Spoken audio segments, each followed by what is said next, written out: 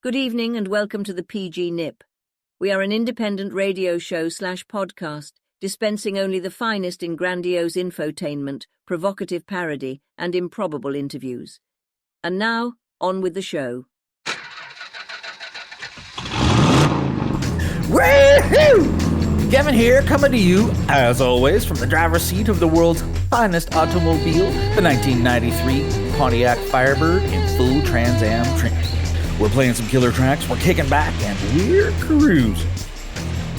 Alright, listen. After last week's show, we got a lot of faxes asking about how Sherry's doing, and I'm happy to report that she's out of the hospital and back at home. She's still a bit confused, but they gave her some pretty good meds at the hospital.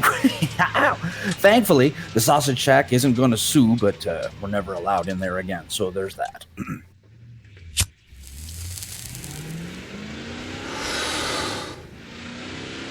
Okay, tonight we're going to check out some killer tracks that my buddy Vugan suggested we haven't listened to. I haven't even heard them yet, so we're going on this ride together. Woo! Okay, here's one he gave me on cassette. The label just says, Man. I don't know what to expect. Oh, hang on. What the fuck is this?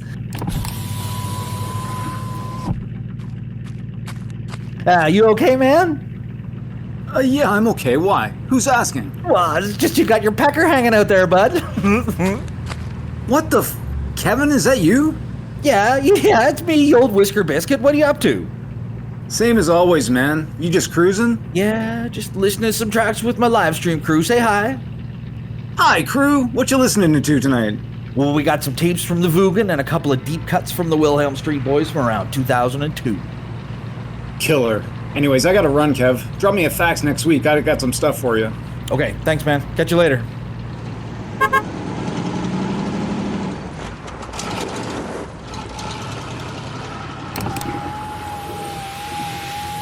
Good guy. Always listens to the show.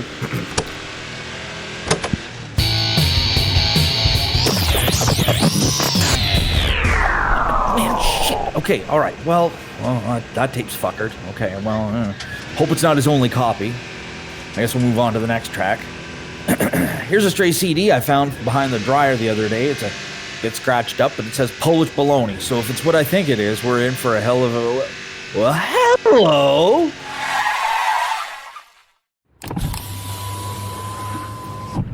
What in the Korean Jesus fuck are you up to, lady?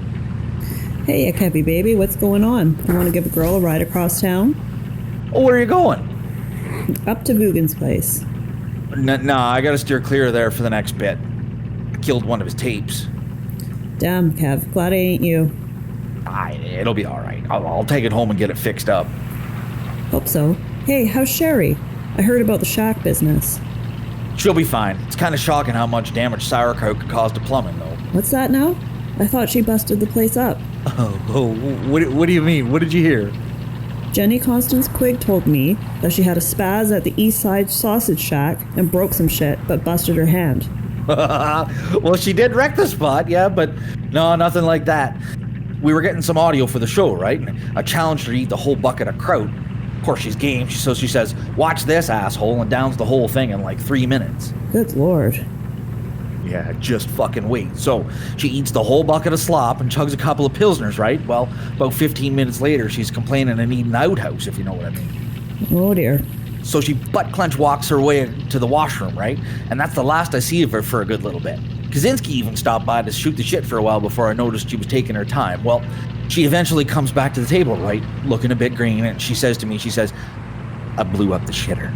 And I'm like, what do you mean you blew up the shitter? And she says, no word of a lie. She says, Kev, I shit and puked so much kraut that the toilet's clogged and the sink water's running brown. Well, I didn't believe her, right? So I says, bullshit, show me. When someone says they shit a whole bathroom to death, you just believe them, baby. Yeah, well, lesson learned. It was a pock-a-fucking-liptic. We tried to skedaddle, but the smell wafted out to the cheap seats pretty quick. Then the manager was right on top of us, yelling that we needed to get the fuck out and we'd be paying for the damages and all this bullshit. Well, I told him that it was his fucking kraut that ripped her new Greek guy and that they'd be on the hook for her medical bills and that they'd be hearing from my representation in the morning.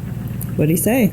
He just says to get out and to don't come back. Little pissant. He's lucky I didn't spin some fat smoky donuts right there in the parking lot, but I had to get Sherry over to the hospital. Poor girl. Yeah, I think she's the first person to ever contaminate an entire water supply with just her log cutter. Anyway, you want to lift up the hill? It'll get you a bit closer. Nah, it's okay, honey. It's a nice night and I need the walk. You take care of yourself, Kev, and tell Sherry hi for me. Alright, will do. Take her easy.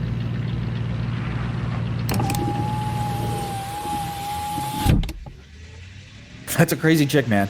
I once watched her fight her own sister until neither of them could hardly walk. They were fighting over some man, or maybe it was cheese or something. Hell, I don't remember, but somebody lost some hair that day. Alright, finally, back to the Tunes crew. We got this disc Polish baloney going here, but it's not what I was hoping for. I thought it was going to be the Wilhelm Boys, but it turns out it's just a recording I did of myself back in like 06, drunk off my ass at home alone singing AC/DC B-sides. I don't think that I can play those here for copyright reasons, so we'll try to find something else to listen. Oh, now what in the fresh produce fuck is happening now?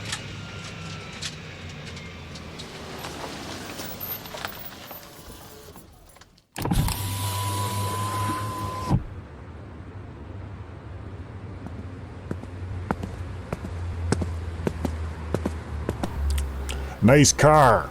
Thanks. It's a classic. The signal lights work on this classic? Sure do, officer. That's weird because you didn't signal pulling away from the curb back there.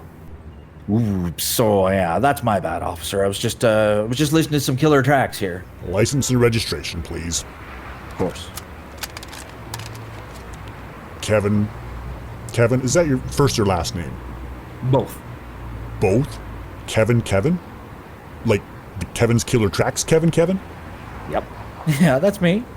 Man, I love your show. Is this the Trans Am? Hell yeah, brother. Do you want to go for a spin? I'm on duty right now, but meet me at the East Side Sausage Shack about 11 o'clock and we can go for a rip around the high school parking lot?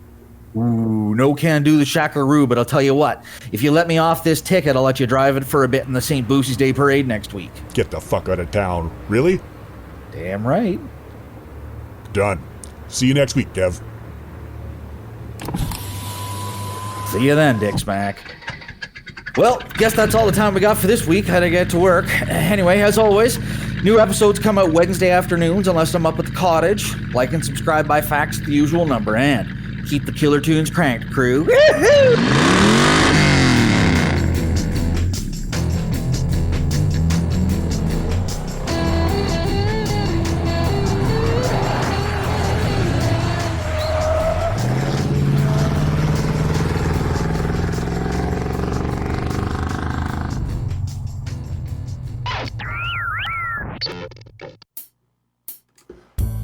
Are you having a classy dinner party soon? Do you need something a little more exotic than your father's Grey Poupon to jazz up your hors d'oeuvres?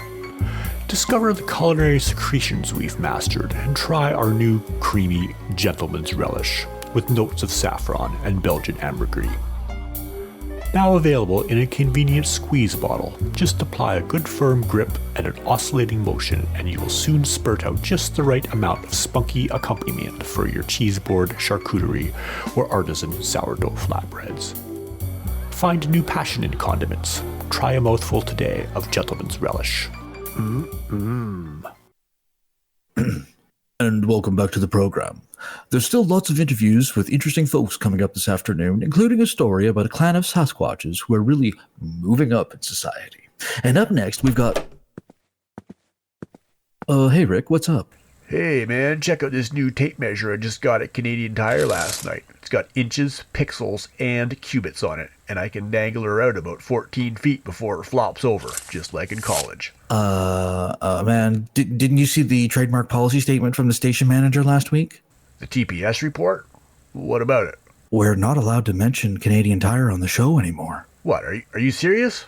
I thought that was just part of the skit that the writers put in. No, it's real. There's that whole legal matter going on that started that incident in Winnipeg a few months ago. So please just don't mention Canadian Tire anymore when we're recording, even if it's in a positive light.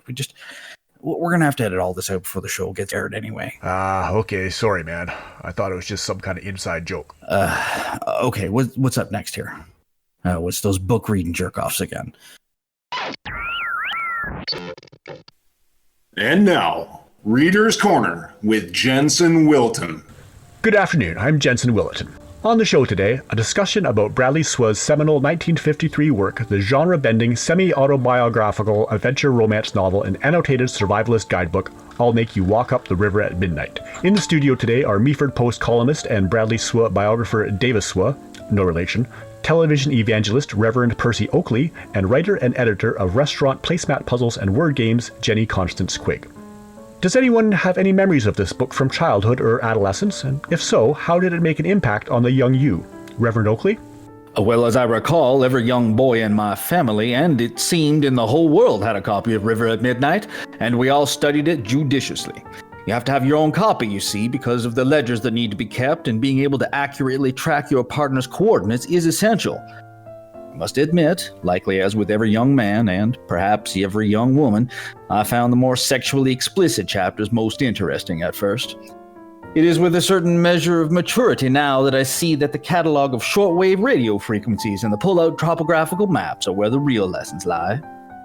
Davis Swa, how much of River at Midnight can be considered autobiography, and how much is embellished fiction?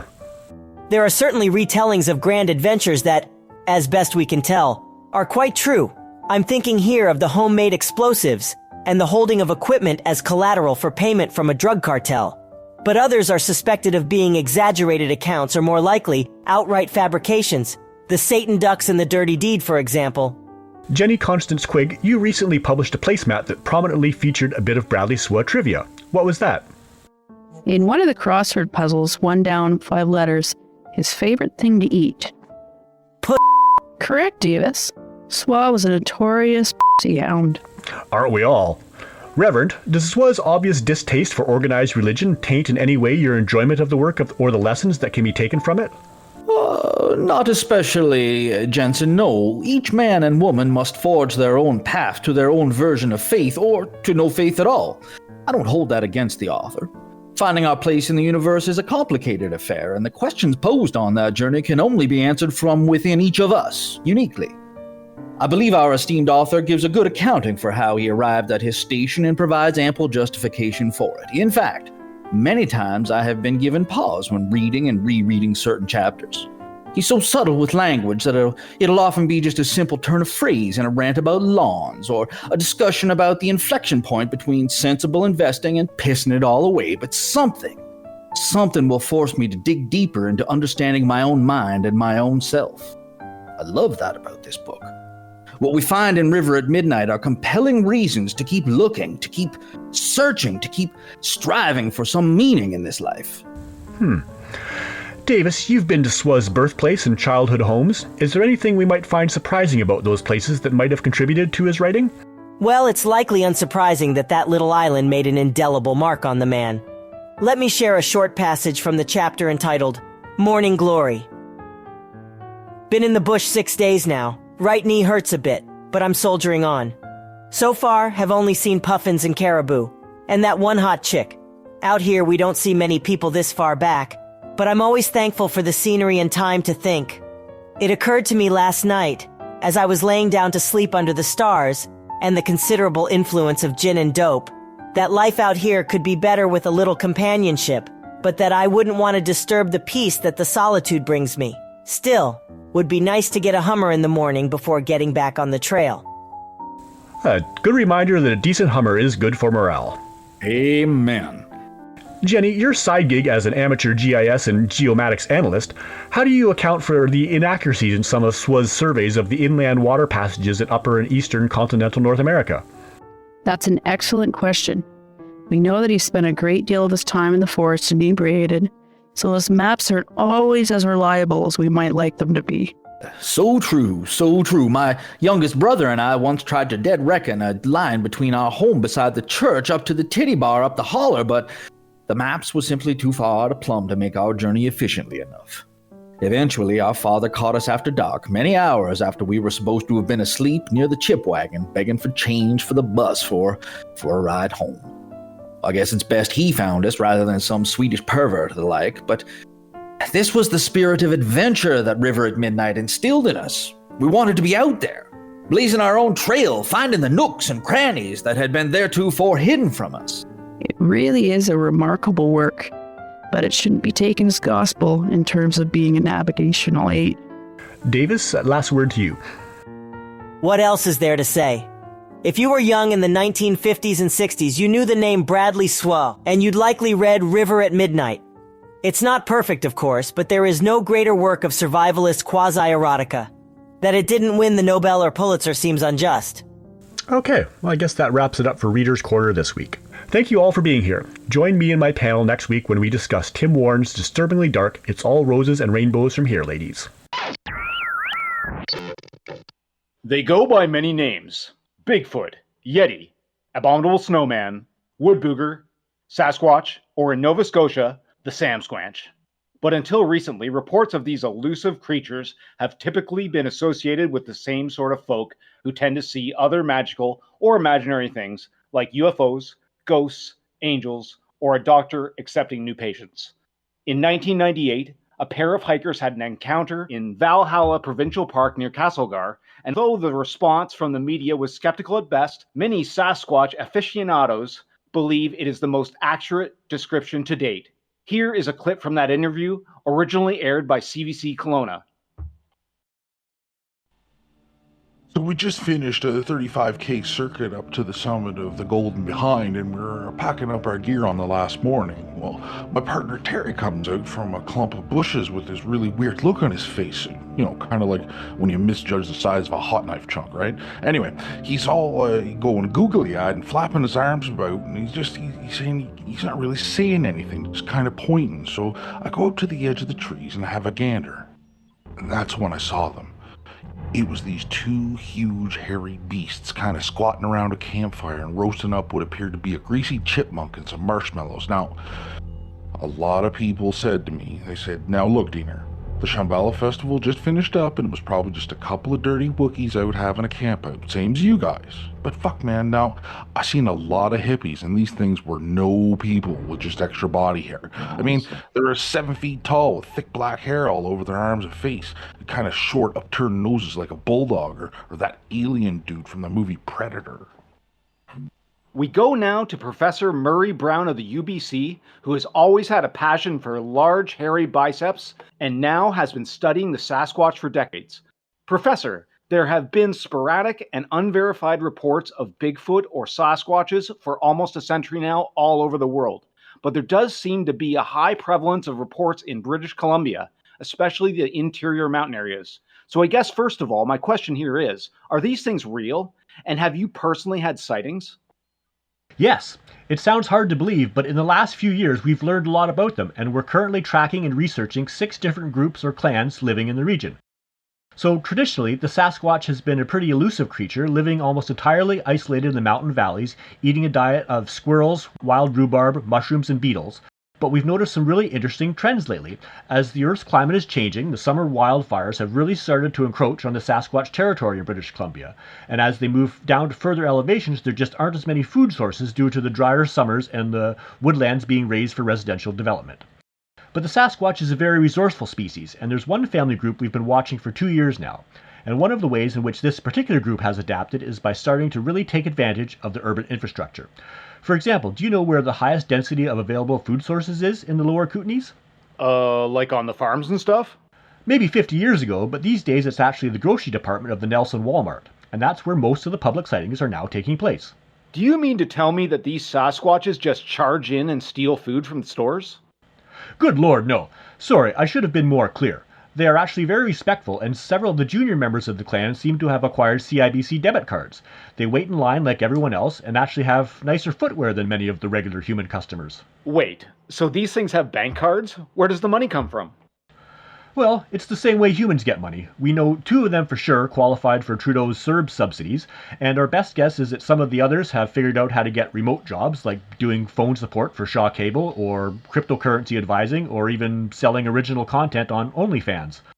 Although they often appear very wild and animal-like at first glance, our studies place the average intelligence of the adult Sasquatch somewhere between a golden retriever and a Republican senator, which is more than enough brainpower to make it through to an entry-level job interview. So what foods or items is this group or clan typically purchasing at Walmart? At this point, it seems to be mostly sugary foods, things which are not normally available when foraging in the woods. Bananas, strawberry jam, chocolate pudding, root beers. The Sasquatches in our research still seem to prefer the wild-caught protein sources like chipmunks, frogs, etc. rather than factory-raised beef or chicken, but there is one member of the group who seems quite keen on some of the new vegan meat substitutes such as the Great Value maggot burgers. They also purchase a lot of hairbrushes, conditioner, and for reasons we don't fully understand, a huge amount of 9-volt batteries.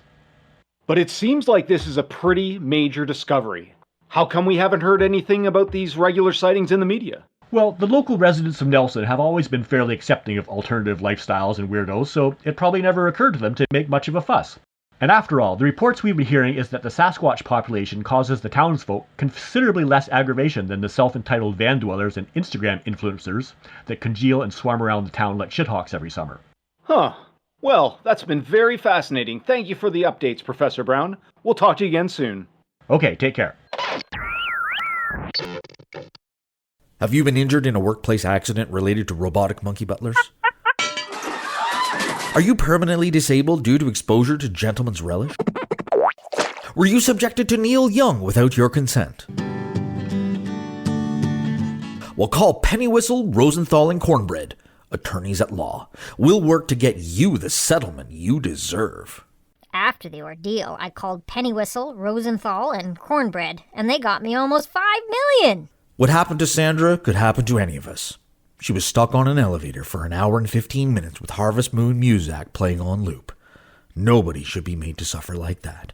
If you've been wronged like Sandra, call Pennywhistle, Rosenthal, and Cornbread, where you're always our most important client. Settlement amounts not typical. Non-refundable retainer applicable where law allows. Offer void in the Bruce Peninsula Autonomous Region. The Practical Guide to Nothing in Particular was written and produced for no particular reason and for a budget of practically nothing. We release new episodes very seldomly, but advise listeners to send us money anyways. Due to ongoing disputes with the CRTC, we are obligated to be creative in our distribution methods. Today our show was broadcast live on a realistic Brand Kids megaphone with bonus police siren sound effects button.